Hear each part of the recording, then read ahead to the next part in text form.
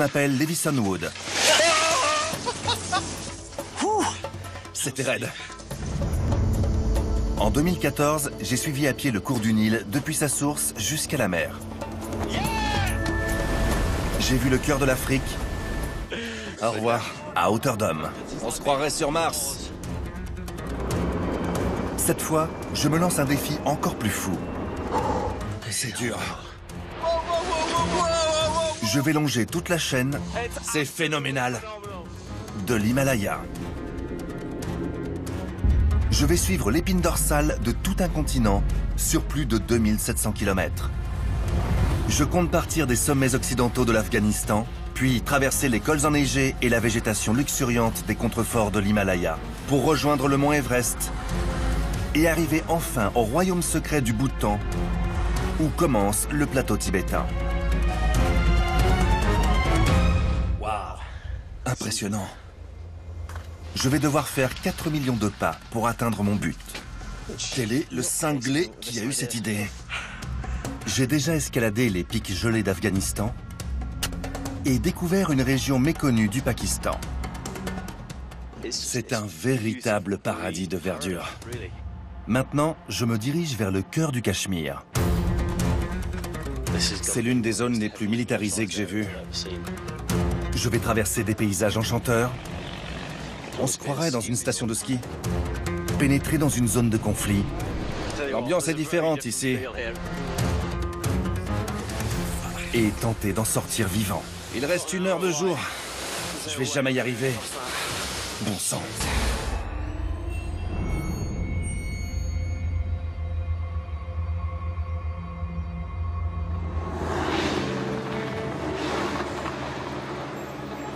Je traverse l'Himalaya avec mon guide afghan Malang Daria.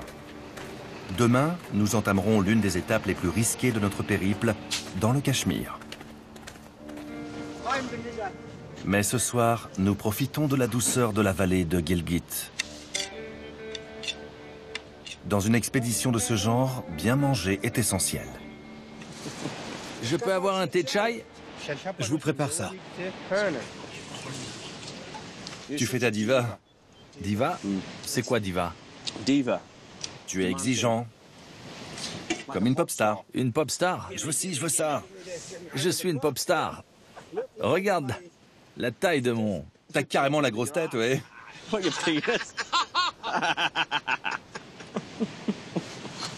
T'es la plus grande diva d'Afghanistan.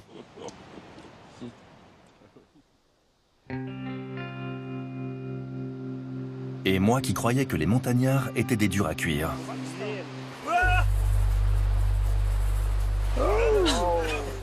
C'est le genre de choses qu'on n'a pas envie de sentir passer sur son visage. J'ai bondi dehors. Et quand j'ai remis la tête à l'intérieur de la tente, je me suis trouvé nez à nez avec cette araignée qui doit faire la moitié de ma main. Elle est énorme. Tiens la lampe, je vais l'attraper. Ça porte bonheur. Pas dans une tente. Vous avez vu la taille qu'elle fait? Éclaire-moi. Où est-ce qu'elle est? Ah, la voilà. C'est ta copine. Elle a tissé un fil. Elle est partie? Pour être franc, je n'en menais pas large.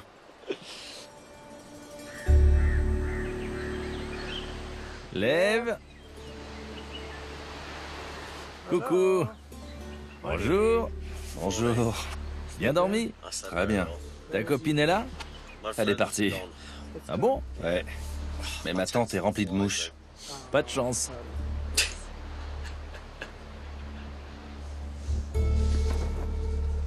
Aujourd'hui, nous partons pour une région en proie au terrorisme. Malang ne s'est jamais aventuré aussi loin de chez lui. C'est un endroit qui me fait peur. On va chez les talibans. Je te protégerai. Merci. T'es fou de venir dans ces montagnes. Qu'est-ce qu'on fait ici? Ce qu'on fait ici, on marche. Les 450 prochains kilomètres vont nous mener à travers le Cachemire. Le Pakistan et l'Inde se partagent la région depuis le départ des Britanniques en 1947.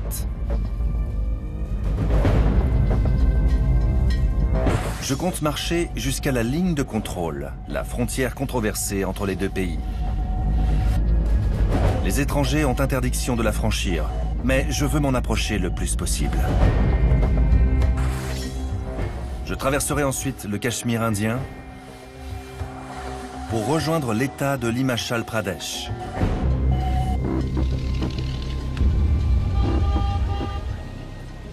La région a été le théâtre de 3 guerres en 70 ans.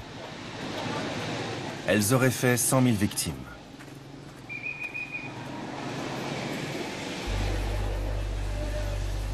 Les points de contrôle se multiplient.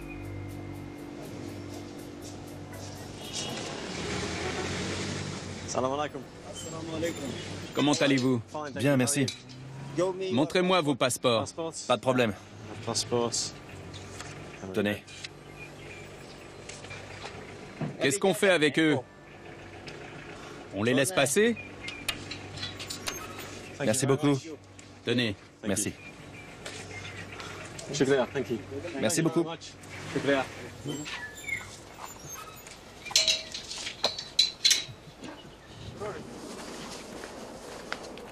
Nous allons passer la vallée de l'Astor. C'était une destination prisée des touristes, mais en 2013, des talibans ont assassiné 11 alpinistes dans le massif du Nanga Parbat. Depuis, les étrangers ont déserté la région. Ça fait peur.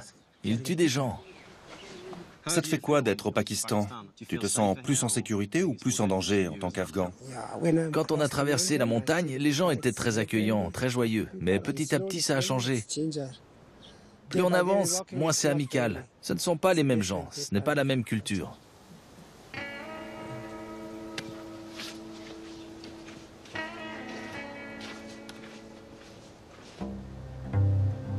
Pourtant, certains ne semblent pas très inquiets.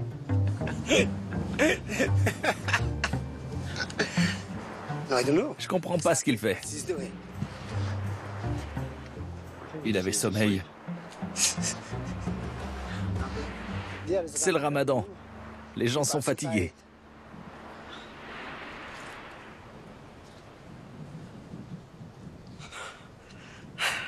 Quand c'est l'heure de la sieste, c'est l'heure.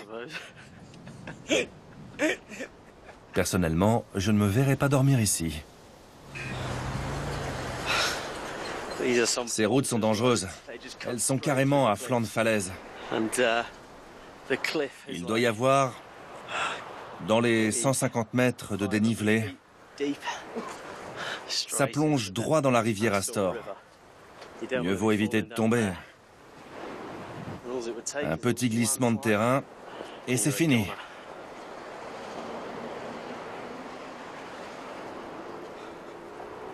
Quand j'étais enfant, je faisais ça.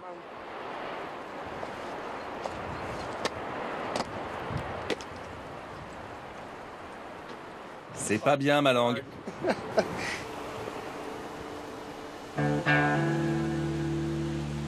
La région n'est pas très peuplée. Mais on y trouve tout de même des signes de civilisation. C'est le genre de cajot qu'on s'attend à voir au rayon fruits et légumes du supermarché. Pas au-dessus d'une rivière. Si les gens d'ici estiment que c'est sûr, je ne vois pas pourquoi on n'essaierait pas. Malang, tu penses que c'est une bonne idée? Ouais. Le voilà. Tiens-le à deux mains et ne lâche pas.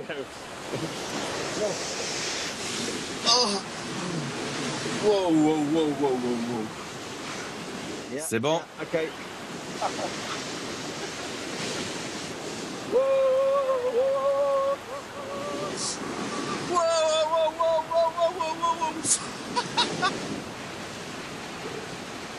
Ne laisse pas en plein milieu.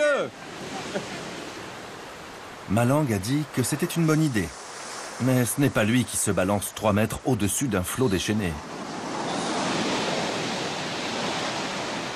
Heureusement, quelqu'un est là pour me venir en aide. C'est fastoche! Tu y vas? Tu es fou? Non. Je veux pas mourir. Tu traverses pas? Je reviens alors.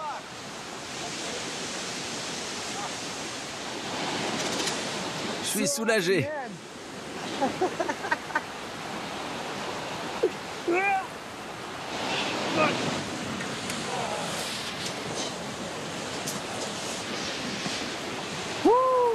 Merci ma langue. De rien. Gros dégonflé. Ça te disait rien? Non, je veux pas faire ça. Visiblement, cet homme a de l'entraînement. Ça paraît facile quand on le voit. Il a jeté sa sacoche dans le cajot et est traversé en 10 secondes chrono.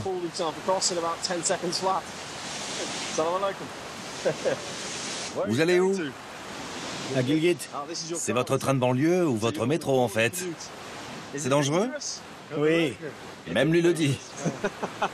Les cordes peuvent lâcher à tout moment. La vache. C'est vous qui avez construit ça? Oui, on l'a fabriqué nous-mêmes.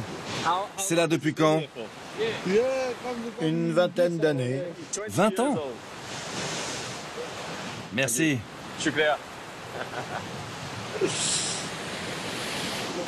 Je ne l'envie pas. Un aller-retour m'a suffi. Je ferai pas ça tous les jours. On va rester sur cette rive.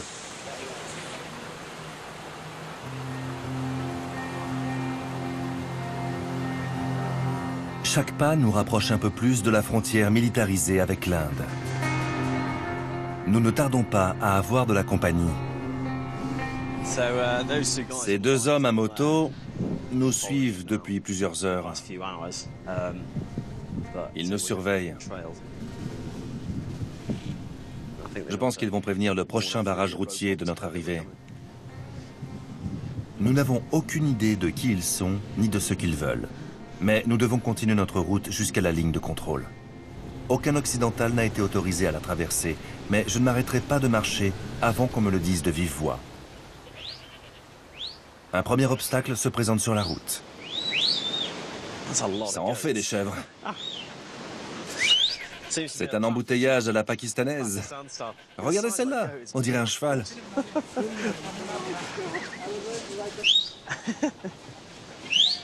Allez, laissez-moi passer. Elle n'arrête pas de péter en plus. Vous en avez combien? Entre 3 et 400. 3 ou 400? Par ici, un troupeau de cette taille fait de vous un homme riche. Le petit berger a son bouc préféré. Je trouve ça mignon.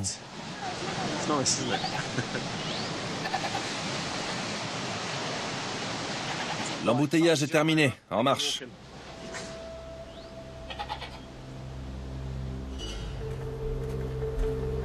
Nous approchons de la petite ville d'Astor. Elle est proche du massif du Nanga Parbat, là où les 11 alpinistes se sont fait assassiner. Les étrangers sont accueillis avec méfiance. L'ambiance est différente ici. Oui, très. Les gens sont beaucoup moins accueillants. Tout le monde nous observe. Ils se demandent ce qu'on fait là, qui on est, pourquoi on marche comme ça. C'est parce qu'on est tout près de la frontière et qu'il y a une grosse présence militaire. Les gens sont méfiants. Les forces de l'ordre pourraient mettre un terme à mon expédition. Elles sont partout. On fait une pause dans la ville d'Astor.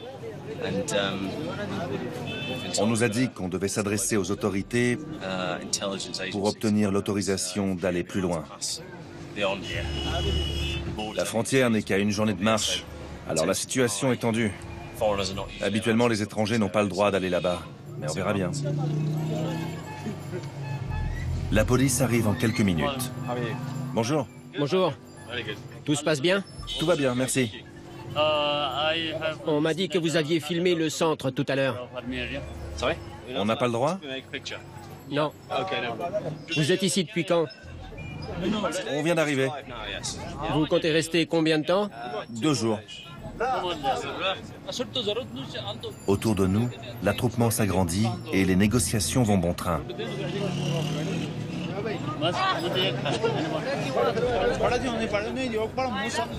C'est d'accord. Merci beaucoup. Soyez prudents.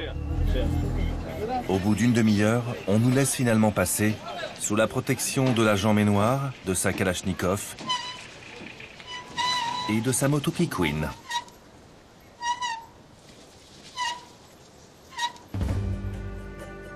Une fois sur la route, nous comprenons vite pourquoi la vallée de l'Astor plaisait autant aux touristes.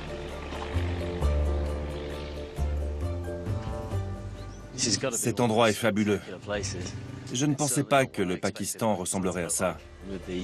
Avec tous ces pins, ces clairières, ces prés, c'est très paisible. On se croirait dans une station de ski. Malgré les efforts des autorités, peu d'étrangers s'aventurent encore dans la région. Quel gâchis!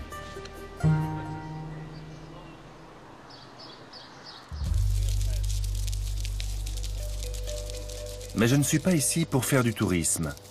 Demain, direction la ligne de contrôle. Elle est le théâtre de violents combats depuis près de 70 ans. Je doute que l'armée me laisse passer, mais j'ai la ferme intention de marcher dans ces montagnes, et peu importe où ça me mènera.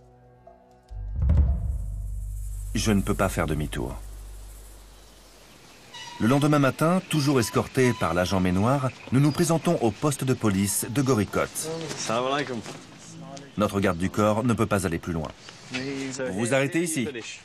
Oui. D'accord. Il y a quelqu'un d'autre pour nous accompagner jusqu'à la frontière? Apparemment pas. Merci beaucoup. Merci pour votre aide. Au revoir. Au revoir. Nous finirons sans escorte.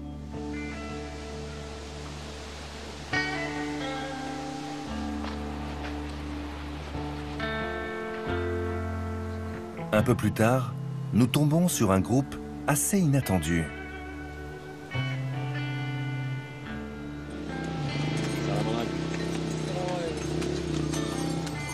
Une vision quasi biblique. Tous ces pompons, ces décorations, leurs chevaux sont hauts en couleur. Je me demandais si nous croiserions des gens comme eux. Ce sont des nomades Bakarwal. Pendant des siècles, ils ont mené leurs troupeaux librement à travers l'Himalaya. Mais depuis que la ligne de contrôle bloque leur déplacement, ils sont moins nombreux à parcourir ces montagnes. Où allez-vous? À Dossé. Dossé. Vous n'avez que des chevaux ou vous avez aussi d'autres animaux? J'en ai d'autres. Ils sont devant? Oui. Il est visiblement pressé. Je ne suis pas le seul à ne pas tenir la cadence. Le reste du groupe l'a laissé en plan. Ah, mon Dieu. Elle a faim, je pense. Elle est âgée, elle n'arrive plus à marcher. Il y a un endroit où trouver refuge? C'est triste. C'est la loi de la jungle. Seuls les forts survivent.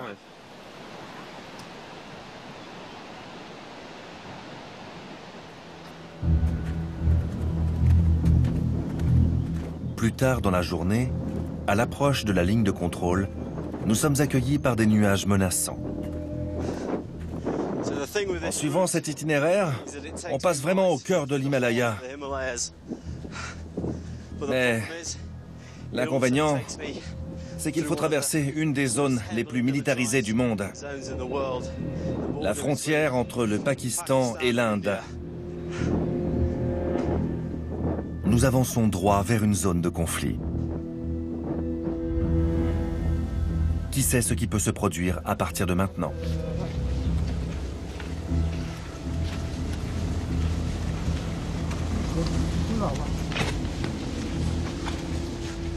Salam alaikum. Salam alaikum. Wa alaikum salam. Salam alaikum. Salam alaikum. Vous allez bien? C'est une zone militaire ici. Vous n'avez pas le droit de filmer. On peut passer par là pour aller en Inde? C'est pas possible? Non, non. En Inde, il y a des mines. Des mines? Oui, On doit s'arrêter ici alors. oui.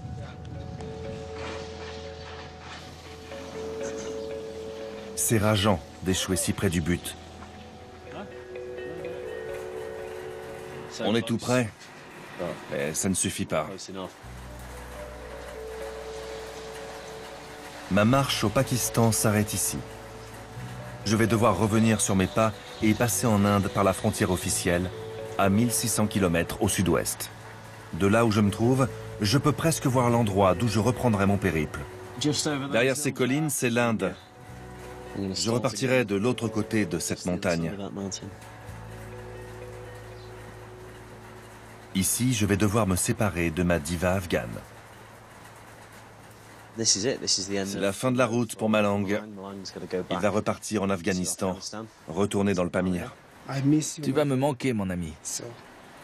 J'adore les Bison. Pendant un mois, il a été mon meilleur ami. On a traversé l'Afghanistan, le Pakistan, et maintenant on est au bout du monde. C'est vrai, on se croirait vraiment au bout du monde. Même la météo est maussade. C'est ici qu'on se dit au revoir, malheureusement. Je suis triste. Prends soin de toi. Fais attention. Toi aussi, mon ami. C'était chouette. Prends bien soin de toi. Il te reste un long voyage. Et toi encore plus.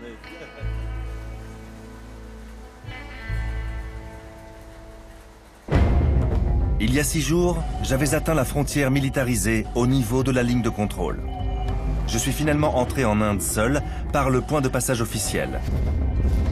Et je suis remonté vers la ligne de contrôle en marchant dans la partie indienne du Cachemire. Je vais devoir me frayer un chemin dans la vallée encaissée de Gourez pour parcourir les 80 km qui me séparent de la capitale de l'État du Jammu et Cachemire, Srinagar.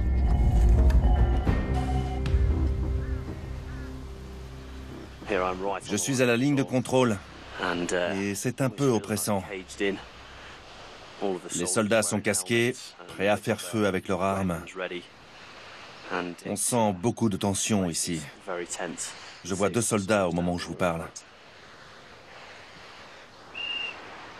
Ils donnent des coups de sifflet. Je dois arrêter de filmer.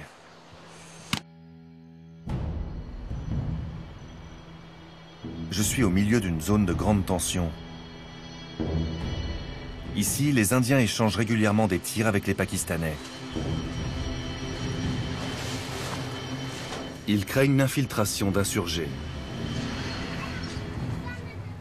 Le village de Toulel est adossé à la ligne de contrôle. Pourtant, les habitants ne pourraient pas être plus accueillants. On est les premiers touristes que vous voyez?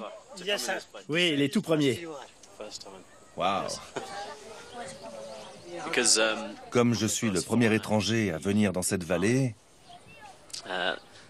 les villageois s'attroupent et m'observent. Ils n'avaient jamais vu de touristes. Le Cachemire est un État à majorité musulmane, mais les gens ne semblent pas mécontents d'être sous l'administration indienne. La présence de l'armée indienne vous rassure? Vous trouvez que c'est bien qu'elle soit là? C'est très bien. C'est une très bonne chose pour nous. Ils nous aident beaucoup. Quand on a besoin d'un hélicoptère ou de nourriture, les militaires nous aident. Et quand quelqu'un est malade, ils nous aident aussi. D'accord. Pour ces villageois, l'armée n'est pas un problème. Mais comme je le découvrirai plus tard, tout le monde ne partage pas ce sentiment. Maintenant que ma langue n'est plus là pour m'aider, j'ai demandé à Merajmir, un cachemiri qui arbore une chemise très élégante, de me guider à travers la vallée de Gourez. Je n'ai plus de caméraman non plus. Un vieux copain de l'armée, Ashwin Bardwaj, m'a proposé de venir le remplacer. Fais coucou, Ash. Salut tout le monde. Il n'y a pas de route là où nous allons. Pour transporter le matériel, nous avons loué des mules. On y va.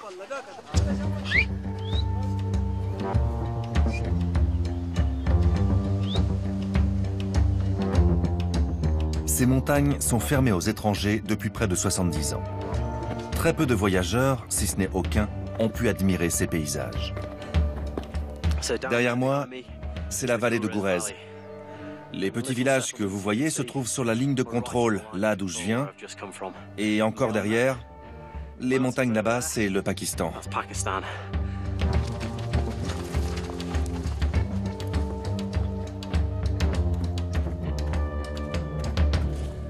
Cette ascension est redoutable. Ça ne va pas être une partie de plaisir. Je dois franchir plus de 1000 mètres de dénivelé sur de la glace. C'est très glissant et vous ne voyez probablement pas à quel point c'est pentu. Mais croyez-moi, c'est raide.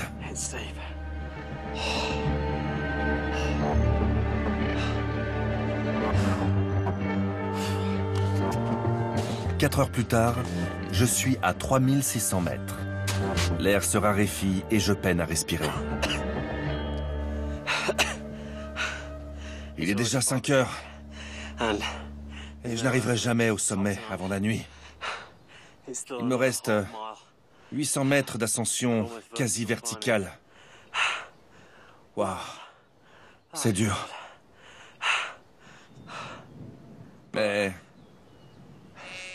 ça vaut le coup. Quelle vue.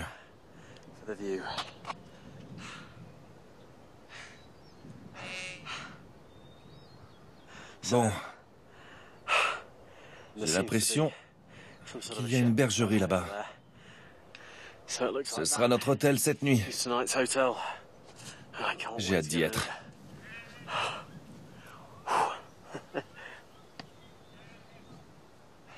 Je vois que la suite royale est déjà réservée.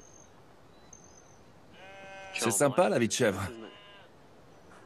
On se prélasse en profitant de la vue. Nous tombons sur le campement d'été d'une tribu nomade, des Gourjars. Depuis quand ces constructions sont-elles là? Il dit que ça fait 7 générations. 7? Oui, Donc les gens enterrés ici sont leurs ancêtres. oui. Les Gourjars amènent leurs troupeaux paître ici chaque été. Et à l'approche de l'hiver, ils entament une marche de 6 semaines pour rejoindre des zones au climat plus clément. Ils font ce voyage depuis des centaines d'années. Cette maison fait partie des plus récentes. Elle a été construite il y a seulement 15 ans. À en croire Mohamed Latif, ses ancêtres vivaient déjà dans la région au VIe siècle. Merci.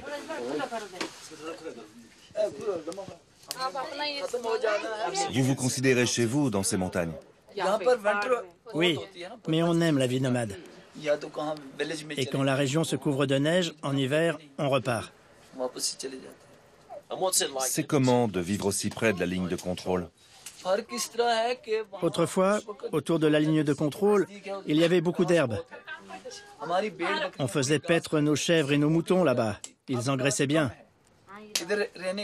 Mais maintenant, il y a moins d'herbes et il y a plus d'habitants.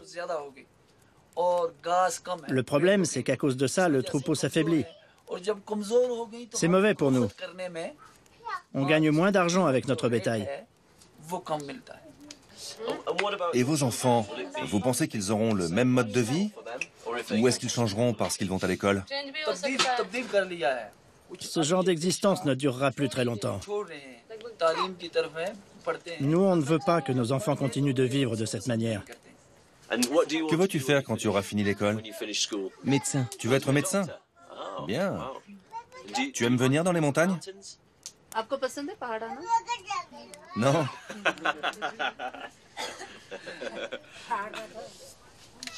Ces gourjards vivent uniquement de ce que leur offre la terre et leurs quelques chèvres. C'est une belle leçon d'humilité. Je ne peux pas partir sans les remercier.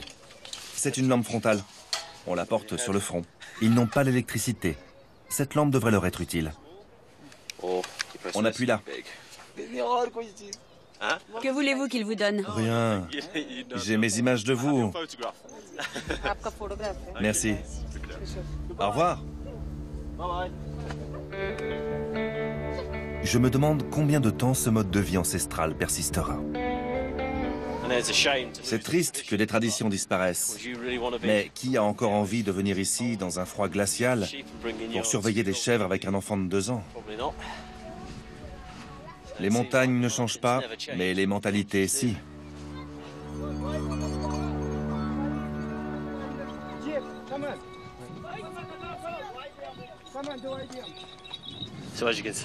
Le paysage est criblé de trous. C'est le résultat des bombardements qui ont eu lieu pendant les 3 conflits entre l'Inde et le Pakistan. Je me demande quelle sorte de cible les Pakistanais cherchaient à atteindre par ici. En ce qui me concerne, mon ennemi, c'est le terrain qui change à chaque pas. Très vite, je me retrouve à la traîne de ma propre expédition. Les chevaux sont tout là-bas. J'ai essayé de tenir le rythme, mais c'est impossible. 2 bergers nous accompagnent. Ce sont des coriaces. Ils marchent 2 fois plus vite que moi, sans même transpirer. Je dois retrouver mon équipe à Naranag, le prochain village. Mais j'ai tendance à m'attarder pour admirer le paysage. Ce qui est fou dans l'Himalaya, c'est la vitesse à laquelle l'environnement peut changer. Il y a 2 heures, j'étais sur un plateau couronné de neige. Il n'y avait rien. C'était morne et aride. Et maintenant, je suis au beau milieu d'une forêt de montagnes luxuriantes, avec des pins et une rivière sublime qui la traverse. Profiter du paysage m'a coûté cher. Les mules sont hors de vue. Heureusement, la descente devrait être plus facile.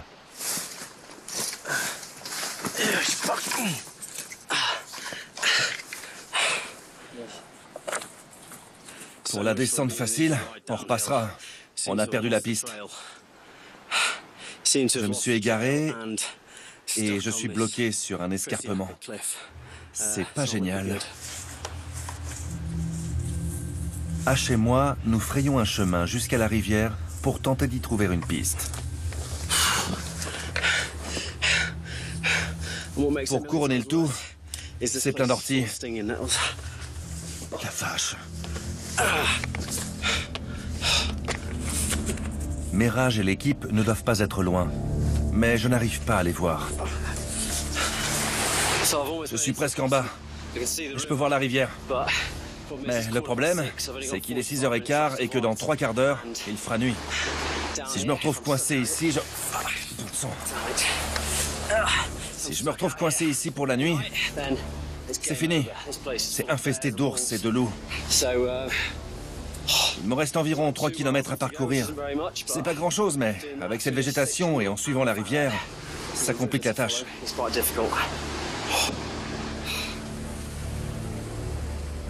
L'unique solution semble être de rejoindre l'autre rive, moins escarpée.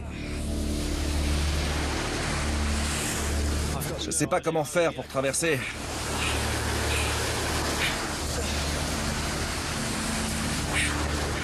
Il est 6h30. Il me reste une demi-heure de jour. Je dois trouver un endroit où camper.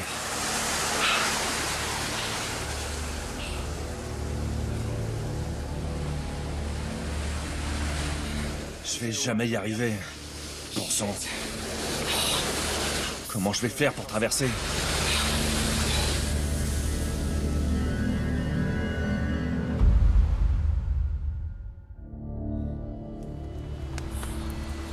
Alors, il fait nuit et je n'ai pas pu rejoindre Mirage.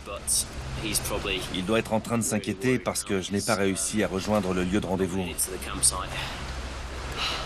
Mais j'ai de la chance. J'ai trouvé une bergerie. Elle est à l'abandon. En gros, c'est juste un amas de planches, mais au moins, j'ai un toit au-dessus de ma tête. Je n'ai rien à manger. La nuit va être longue. J'ai envoyé un message à mon équipe, mais je ne sais pas s'ils l'ont reçu. Heureusement, je ne suis pas seul. Mon ancien compagnon d'armes est avec moi. Comment tu te sens, H? J'aurais préféré qu'on passe la crête. J'ai eu des sueurs froides quand on longeait la rivière. Demain, il faudra remonter en haut de la montagne et passer la crête pour retrouver Mirage et les chevaux.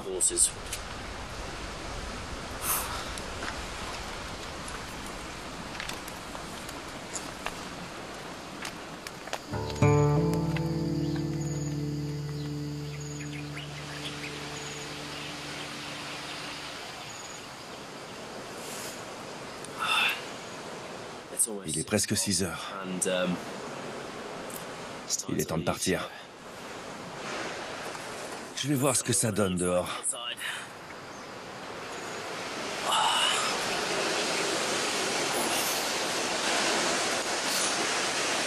Il a beaucoup plu cette nuit. Je suis content d'avoir eu un toit pour dormir.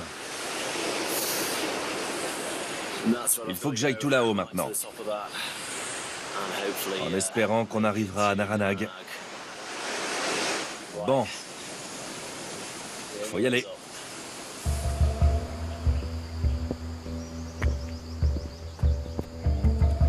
Je vais devoir grimper sur 1000 mètres de dénivelé.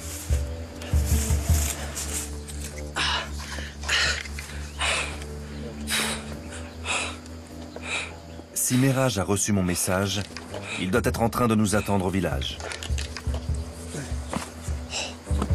Avec 16 heures de retard, nous arrivons enfin à Naranag. Ça va? Oui, Je suis content de te revoir. on était inquiets. Je m'en doute.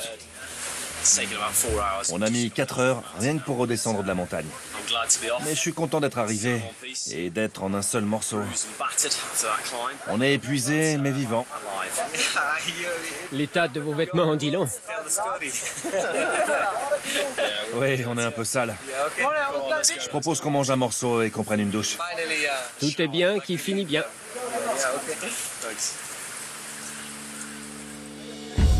Le lendemain, nous marchons sur une quarantaine de kilomètres pour rejoindre la vallée du Cachemire et la capitale de la région, Srinagar. Des milliers de musulmans et d'hindous y ont trouvé la mort au cours d'affrontements fratricides. Le nombre exact de victimes fait encore débat. Srinagar est étonnamment paisible pour une ville au passé si tumultueux.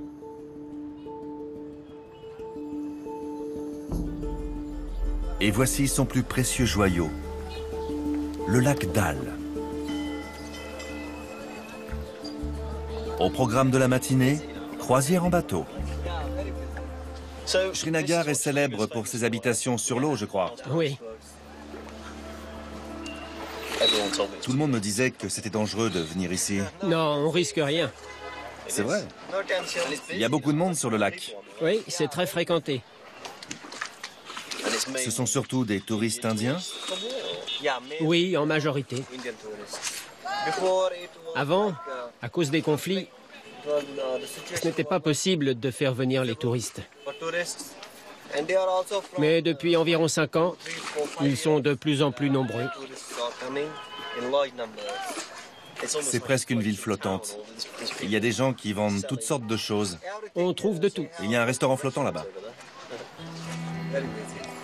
On a du mal à imaginer qu'un endroit aussi charmant ait pu être le théâtre de bains de sang. Mais quand on se promène dans la ville, cette belle image lisse de surface se craquelle. Les tensions restent vives. C'est lié au fait que la plupart des gens sont musulmans et voudraient être rattachés au Pakistan? Oui, Non, non, non, non, on veut être libre. On veut être indépendant de l'Inde. Vous voulez l'indépendance? Oui. Le Cachemire est tout en haut de l'Inde, comme une couronne. Mais on est tout proche de la Chine, de l'Afghanistan et du Pakistan. Ouais. Si l'Inde ne protégeait pas nos frontières, ces pays pourraient nous envahir. C'est ça le problème. Personne ne veut ni du Pakistan, ni de l'Inde, ni de la Chine. On veut la liberté. Et la paix. On veut que ce soit comme avant 1947. Que le Cachemire ait ses propres règles. Vous avez le sentiment d'être prisonnier? Non, pas du tout. Mais au fond de nos cœurs, on n'est pas content d'appartenir à ce... À ce pays. Oui. Merci.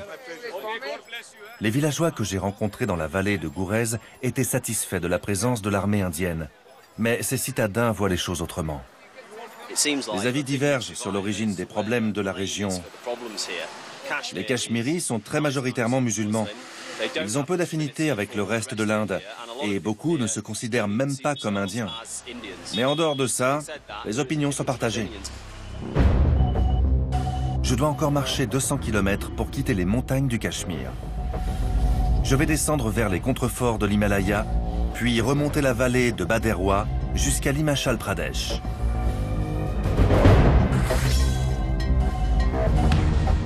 Je quitte la ville. L'Himalaya est à 8 km sur ma gauche. Je suis dans la vallée du Cachemire, à la sortie de Srinagar. Et de chaque côté de la route, il y a d'immenses champs de safran. Le safran du Cachemire a la réputation d'être le meilleur du monde. À poids égal, il vaut beaucoup plus cher que l'or. On va jeter un œil?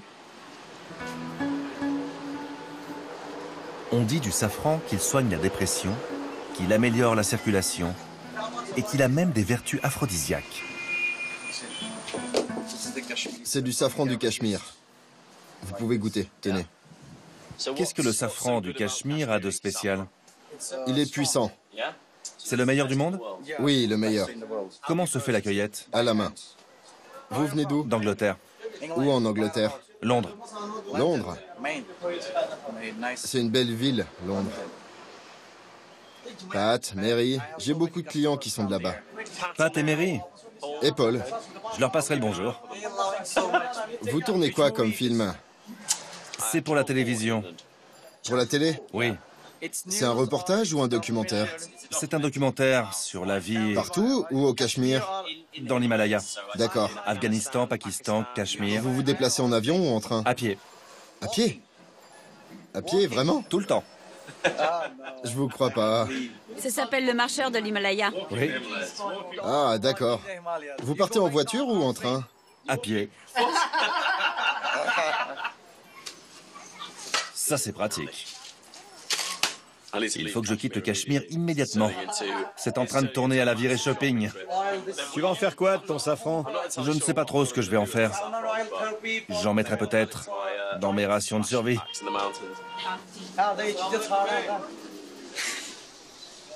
Je pensais acheter 1 gramme de safran et je ressors avec 2 kilos de trucs dont je n'ai absolument pas besoin.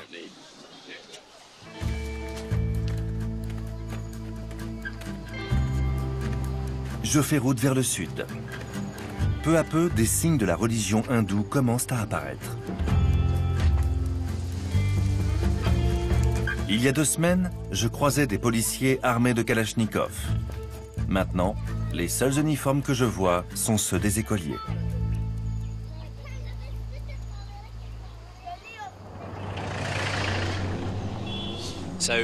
J'arrive dans un endroit qui s'appelle Bhaderwah. C'est magnifique. On est à la limite de l'état du Jammu et Cachemire. Il y a des forêts de pins, de belles rizières, et d'ici peu, on entrera dans l'Himachal Pradesh. La température monte en flèche. Ils ont bien raison. Il fait beaucoup plus chaud. C'est la première fois du voyage que je vois des gens se baigner. Je piquerais bien une tête, moi aussi. Même les chèvres se baignent par ici. Depuis des milliers d'années, les gens vénèrent les montagnes. On est à un carrefour de civilisation, de foi et de culture. Mais la chose que toutes ont en commun, c'est ce profond respect des montagnes. Il faudrait être fou pour sous-estimer la puissance de l'Himalaya. Je savoure ces quelques jours de répit avant que les montagnes me mettent de nouveau à l'épreuve. Je commence à voir beaucoup plus d'animaux. Plus à l'est, il y a des coins très sauvages où vivent des léopards, des tigres. Il faudra être vigilant. À suivre, en Inde et au Népal, je ferai la douloureuse expérience de la mousson. J'ai jamais vu un tel déluge. C'est l'horreur. Je croiserai les plus redoutables prédateurs de l'Himalaya. Il faut sortir de l'eau tout de suite. Et je me trouverai au milieu de millions de pèlerins. Ce que je fais est simple par rapport à eux. Avant qu'un terrible accident ne me coupe dans mon élan. À l'aide! À l'aide!